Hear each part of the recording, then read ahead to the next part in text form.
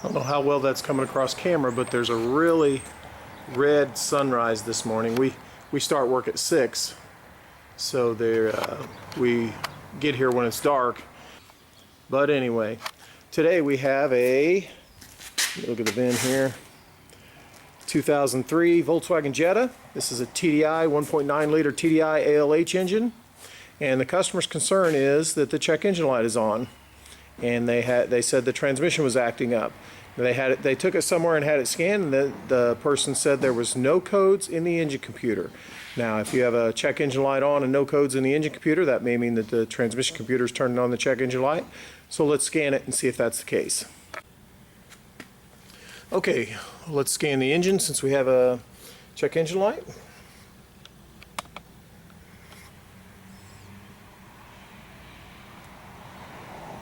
And no codes. And since we know we're having a transmission problem, we'll go back out and check the transmission computer.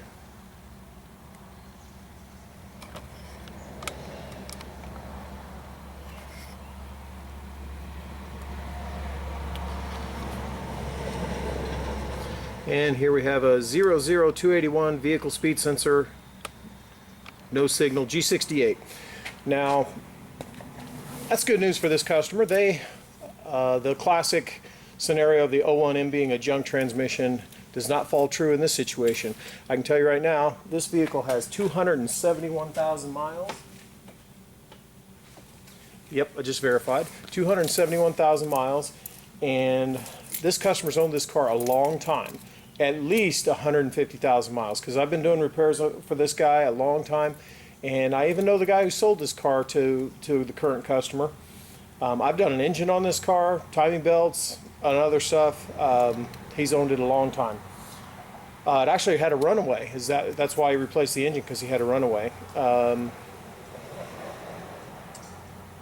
Now, there are 3 speed sensors on an 01M. Let's take a look at them. Here is an 01M I have sitting on the floor here. And if you go to my website, there's diagrams to show you which sensor is which. Okay, so there are 3 sensors on an 01M, and the one located right here, this isn't the sensor itself, this is just where it hooks to, is the G22, and that sensor is used for the instrument cluster and for cruise control. It's shared to the engine computer controlling cruise control. Now, if that sensor don't work, the transmission computer could care less. The transmission will still work just fine and drive just fine, shift. There will be no trouble codes in the transmission computer. So that's the G22. Oh, I have a video on a failure of that system where those plastic gears inside the differential strip out, and it makes the plastic gears inside the differential crack, and that makes the speedometer jump around and stuff. So if you want to watch that video, there it is right there. So this sensor right here, and this is the actual sensor right here, is the G38. Some terminology will call that the input speed sensor. That's not really exactly how it works, because it reads off a drum inside there, and it's not really directly connected to the input shaft, but it's close enough terminology for me. If you call it the input speed sensor, you ain't gonna hurt my feelings, but it's G38. And then now under the mount where you can't see, but you can see the wire running over to it. This is the wire that runs over to it. I'll zoom in just a little bit more. That wire runs over to the speed sensor, and underneath the mount is the G68 that's in question. Now this wire runs over here and plugs in right there. That's where the G68 plugs in at.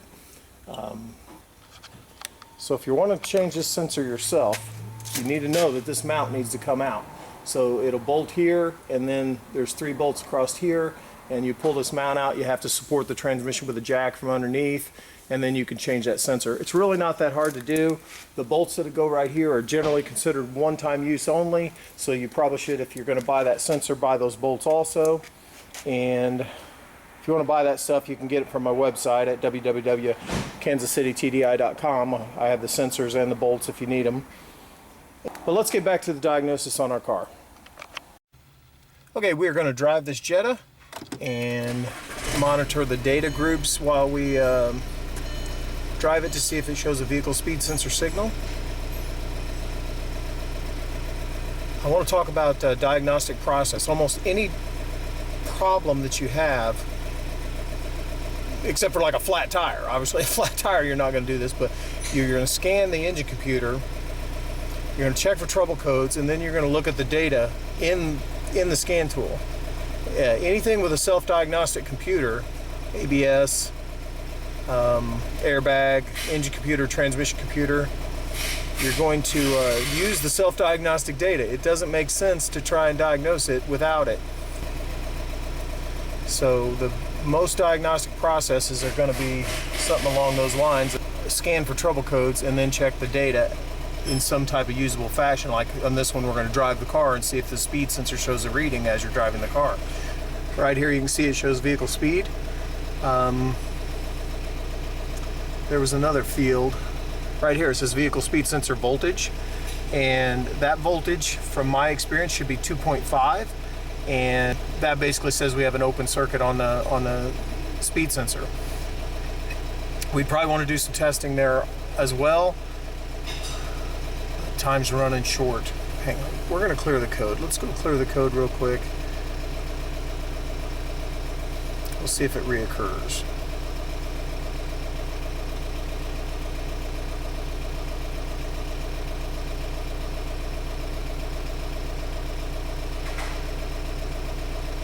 Okay, that system not ready for interrogation means that you just need to check again. So we'll go in and check fault codes again.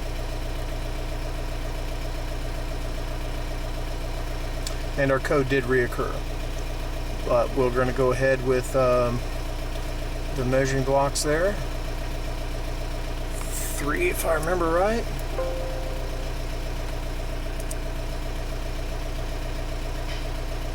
Come on, little computer, work. Okay, so we'll watch this group 3 field 1, and I'm just backing out of the bay now. And I'm not looking at anything but the scan tool, so I'm probably going to crash us. You can see there's no reading on the scan tool there showing a speed signal.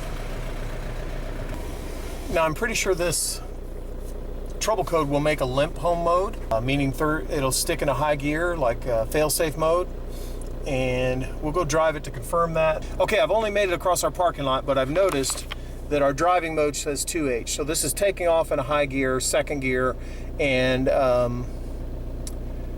so that's limp home mode. Okay, this is a little bit dangerous and not real safe, but I want to point out that as I'm going down the road, you can see where I'm driving down the road, it's not changing gears. You can hear the engine just racing. Right now my tachometer's at 25 plus, and it's staying in second gear. And that's all because that kilometers per hour reading there at the left isn't showing a signal. So of course a computer controlled transmission, if it doesn't see the vehicle moving, it will not command an upshift.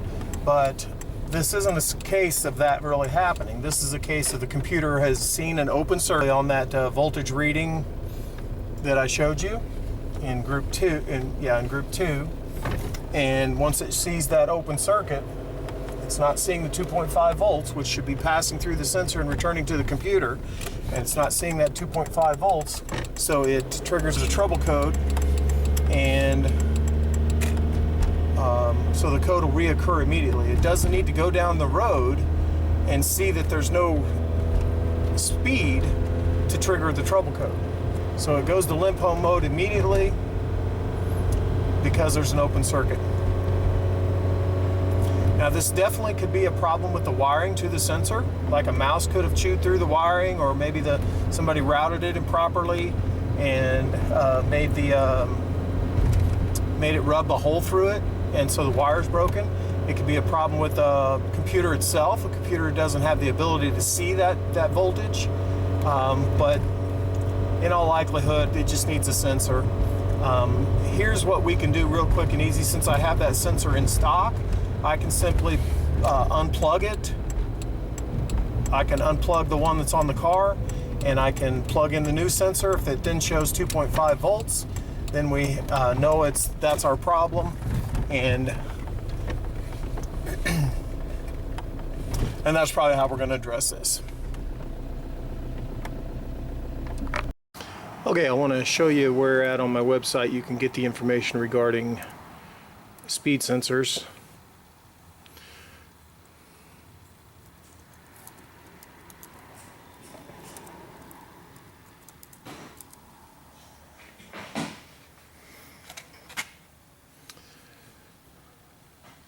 And there's transmission frequently asked questions right there.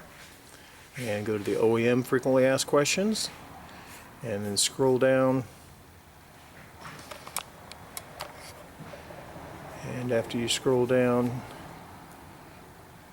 at the bottom, you see this O&M sensor locations, and there's a thumbnail picture, and you can click the thumbnail picture and it'll pull up a bigger picture, and it shows you that shows where the O&M letter code is. There's the fill tube and the G38 sensor, G68 sensor. This is of course pictured without the mount in there, and the G22 sensor back there, and F125, the range sensor. I have a video on a range sensor problem also. If you want to click that link up there, that's where the video is on that range sensor code. I think that's all I wanted to show you there. Okay, I've had Cameron pull the breather out of here, and we're going to unplug this sensor here. And it turns out I do not have a new one in stock, but I went ahead and pulled that one off the core that we were discussing because I'm pretty sure it's good. And we're just simply going to plug it in right here. And if our voltage on the group 2 field 4 changes to 2.5, then we'll know it's good. And we'll know that the sensor is the problem on this car.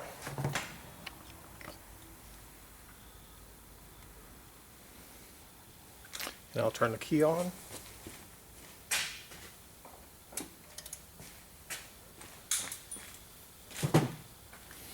Connect to the transmission computer.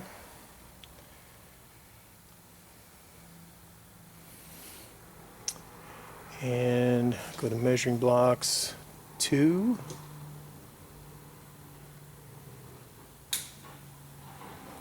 You can see there our voltage on that last field is now 2.48, which of course I said 2.5, you round it to 2.5 of course. And so that means the vehicle speed sensor is our problem.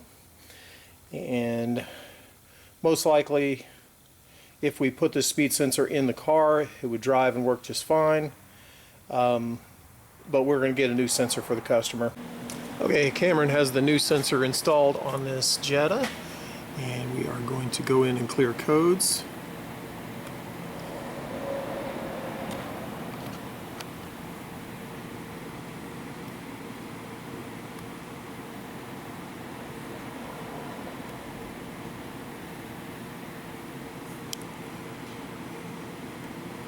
And then we'll go in and make sure our group 2 field 4 has 2.5 volts.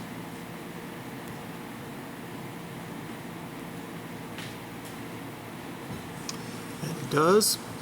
So we'll drive this with group 3 pulled up, and we'll see if we have a reading here. Come on now.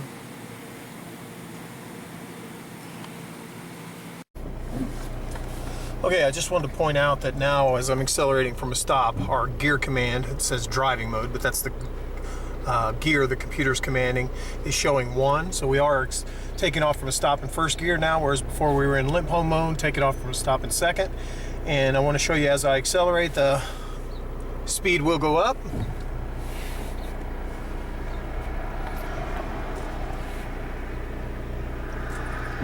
Got traffic coming, but now we'll go.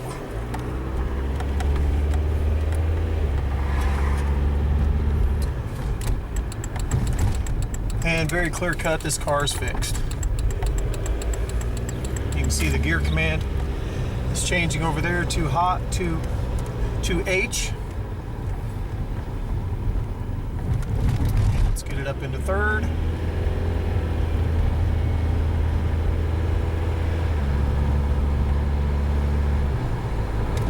Felt it when it changed to M there, the torque converter clutch applied.